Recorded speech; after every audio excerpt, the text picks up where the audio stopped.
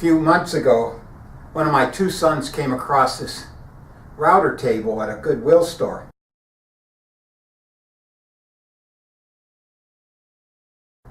Sent me a picture and asked me if I would be interested in getting it.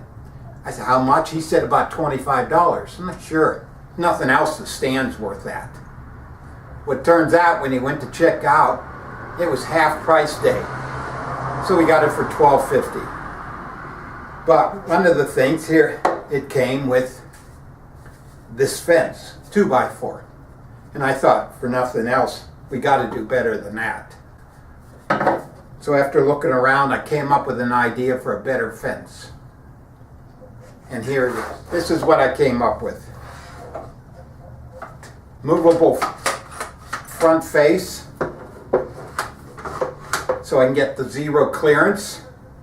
A nice dust port. And it looks good. Easy to build.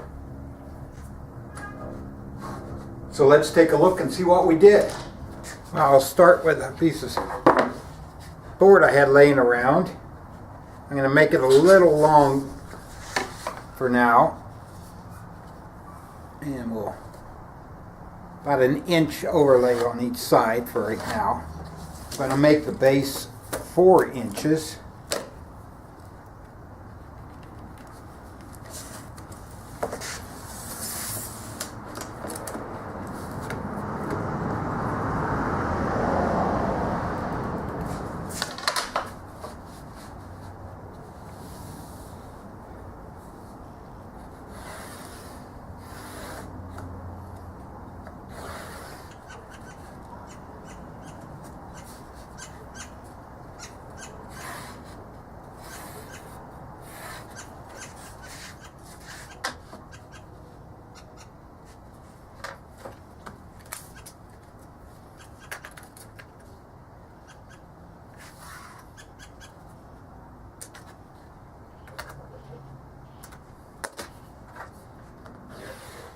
So I want to find the middle of my board here, 31 and a half.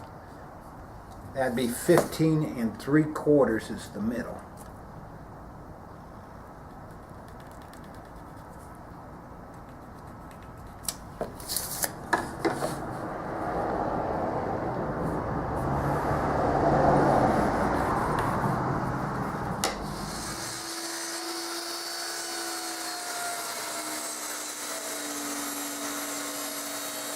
Now where my base and subface come together, I'm going to drill a 2.5 inch hole.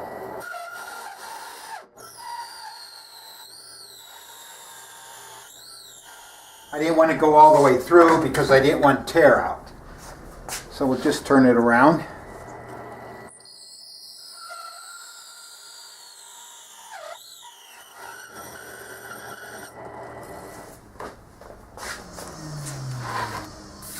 No tear out.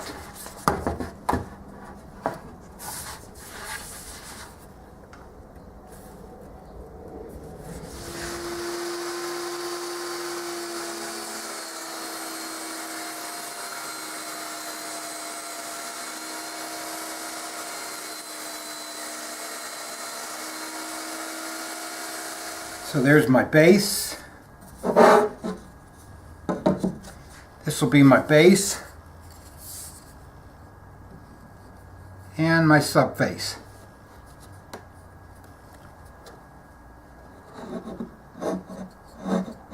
Perfect. I drilled 1/4 inch holes in the face of the fence and used a Forstner bit to recess it so it accepts these bolts, and carriage bolts, so that I get the side-to-side movement. So to drill the holes for the bolts that will hold the face onto the subface and let the face slide once I cut it in half, I just clamp the two together and drill the hole through each one. And I'm using a Forstner bit to create the recess for the bolt.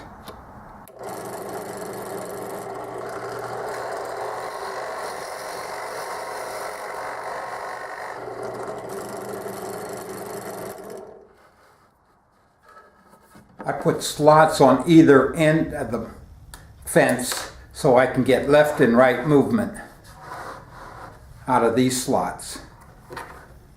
So let's see how we did those. To put the slot in for my side-to-side movement of my fence, I drilled 2 holes, the beginning and ending of my slot, 1/4 inch. I'm going to use a 1/4 inch straight bit in my router and then route it. Put the router in the first hole. I just marked a mark where to stop. I put it in the second hole and made another mark. So now I know how far to travel with my router, and I got a bar to run up against.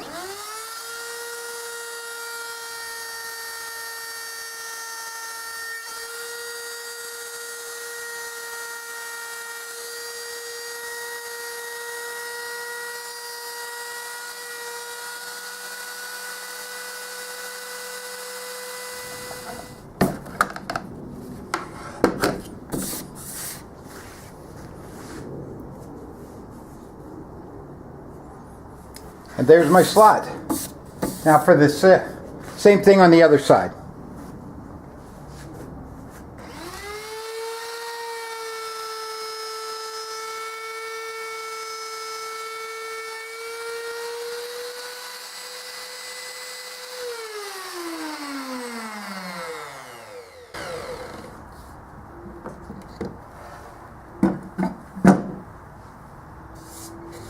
To attach the subface to the base of the fence, I used pocket holes as my method to join the two.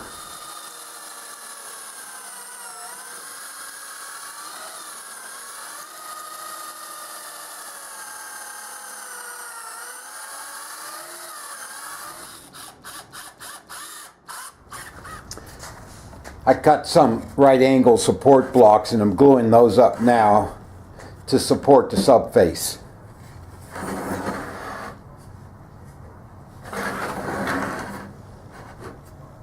Well, I've got 4 of the support pieces of 90-degree angle blocks on. 2 of them I am going to use for holding on my desk collection. And what I did was just took a piece of, 1/8 inch material, glued it on, used a spade bit, cut my desk port opening on for that, and that'll be my desk collection.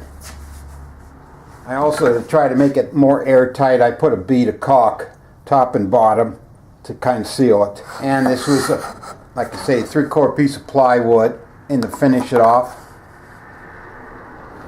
I'll put a piece of trim on it that I had laying around. Here's my completed router fence. Got the dust port, adjustable left and right,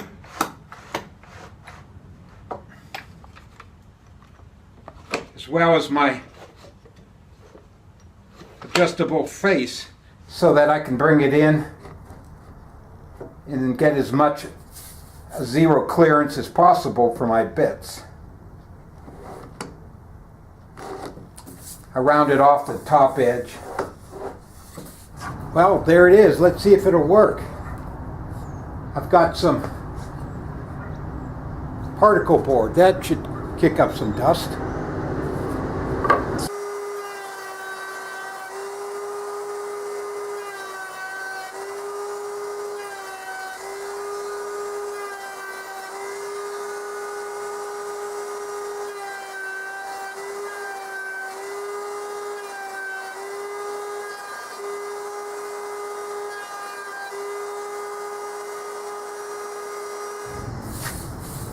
Well, I don't really see any dust around.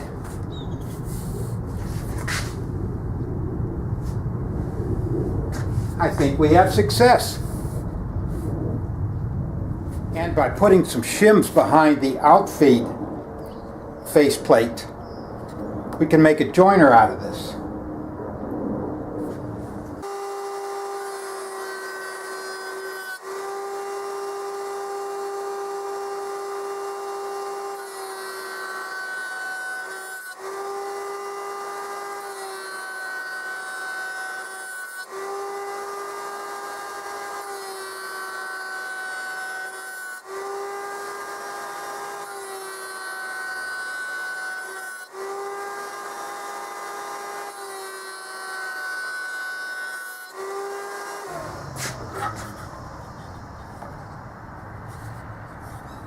Not bad.